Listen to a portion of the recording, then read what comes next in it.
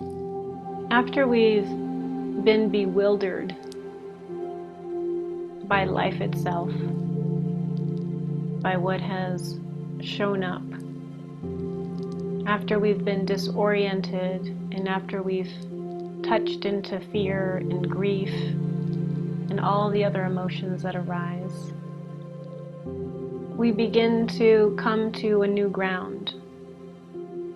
We begin to touch a new foundation.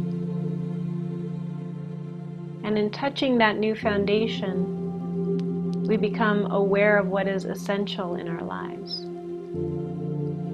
We can begin to use that as guidance in terms of how we can reimagine rebuilding a new world.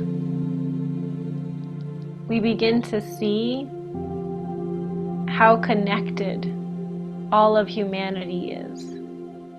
Even when we're physically apart, we begin to see global conversations arise. What will guide us in that new vision? What will guide us in terms of new ways of engaging and acting and constructing? What are the essential elements that we begin to weave together to create something different from what we've known?